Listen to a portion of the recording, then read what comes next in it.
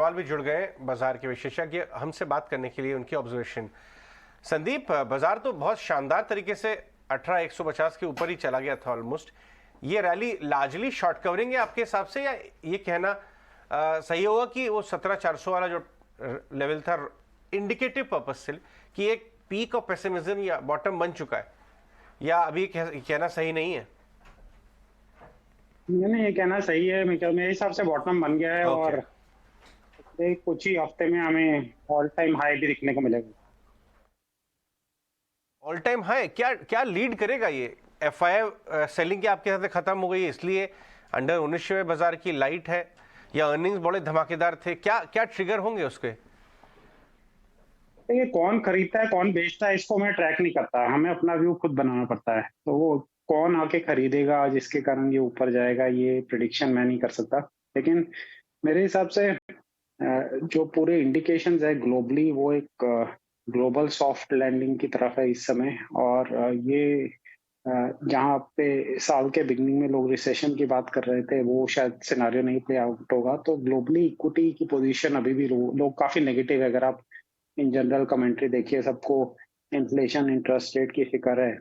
तो ऐसे सिनारियो में मार्केट्स नॉर्मली ठीक करते हैं। तो अगर ये पूरा अडानी का इशू नहीं हुआ होता इंडिया में, तो मेरे ख्याल से इंडिया मार्केट्स अभी यहाँ से कहीं ऊपर होते।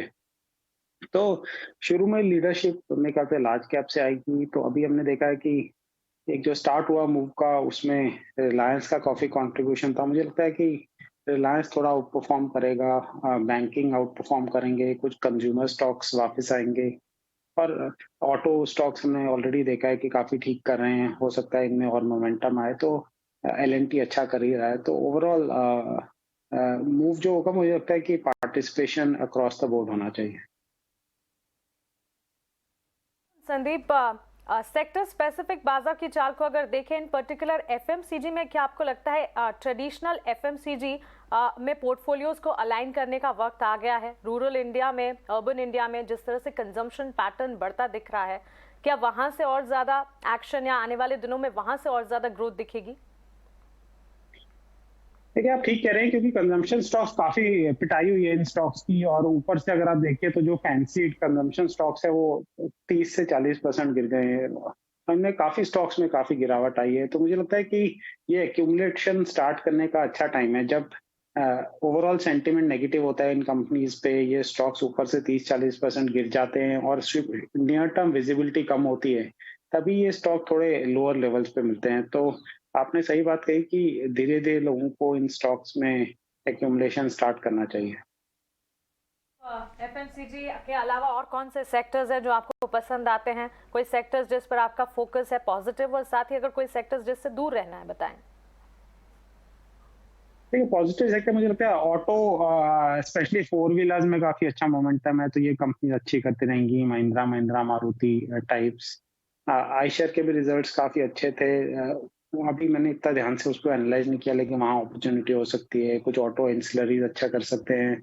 बैंकिंग में मुझे लगता है कि बड़े बैंक्स में वापस रिवाइवल आएगा।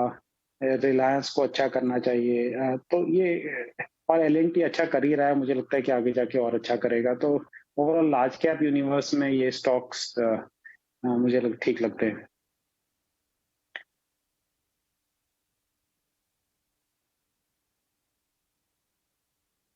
चीज है, ये डिफेंस के शेयर वापस से तेजी आ गए इनमें। तेजस आप देखिए 7% ऊपर है। Hindustan aeronauticals back to back अच्छा चला, रुका, फिर चलने लगा है।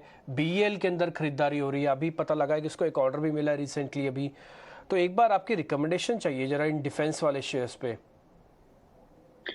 ये डिफेंस कंपनीज में सबसे ड्यूरेबल जिनका बिजनेस मॉडल है पीएसयूज में, वो भारत इलेक्ट्रॉनिक्स और एचएएल है। तो जब भी करेक्शन आती हैं और लोगों के पास अपने पोर्टफोलियो में प्रॉपर एलोकेशन नहीं है या एलोकेशन कम है, तो वो धीरे धीरे इनको एक्यूमुलेट कर सकते हैं। बस मैं यही लोगों को कहूंगा कि ऐसा नहीं होना चाहिए कि आप सारे वही अपना पूरा पोर्टफोलियो इन स्टॉक से भर लें। ऐसा नहीं करना चाहिए, क्योंकि कभी भी किसी सेक्टर में रिस्क आ सकता है। तो एलोकेशन मतलब एक स्टॉक में 1% के बियॉन्ड नहीं जाना चाहिए। तो अगर आपके पास नहीं है ये स्टॉक्स, तो आप धीरे धीरे एक्यूमुलेट कीजिए। अगर आप ऑलरेडी बहुत लेके बैठे हैं, तो जस्ट बिकॉज वो एक दिन चल गया, तो इसका मतलब ये नहीं है आप और खरीदने लग जाए। ये पीएसयू बैंक के बारे में आपकी क्या राय बन रही है संदीप? आगे आने वाले क्वार्टर्स में आपको लगता है कि इनका सेम ग्रोथ जारी रहेगा या आपको लगता है कि थोड़ा मॉडरेशन आ सकता है?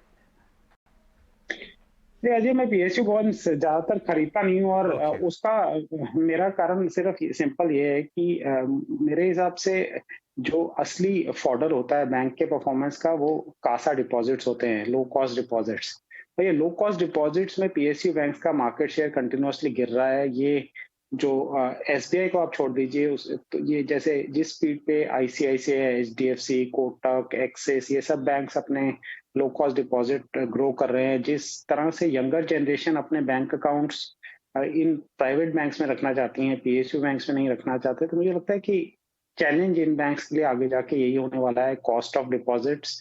और इजी लिक्विडिटी सिनारियो में इसका असर नहीं दिखता, लेकिन जब लिक्विडिटी टाइटन होती है, इंटरेस्ट रेट बढ़ते हैं, तो मार्जिन पे इनका असर दिखना शुरू होगा आगे जाके। संदीप, आपका शुक्रिया हमारे साथ जुड़ने के लिए और बाजार पर अपनी राय, एनालिसिस और सेक्टर स्पेसिफिक भी आपकी रणनीति हमारे साथ शेयर करने के लिए। तो ट्रेडिशनल FMCG की तरफ बढ़ना चाहिए, डिफेंस प्लेस पर भी फोकस होना चाहिए और PSU बैंक्स में हो सकता है कि आने वाले दिनों में कुछ कंसर्न्स नजर आए, लेकिन बैंक्स एंड फाइनेंशियल्स की तेजी जो है, कह सकते हैं परफॉर्मेंस जो है, उन्हें लॉन्ग टर्म तो देखने को मिल ही रही है। आगे बढ़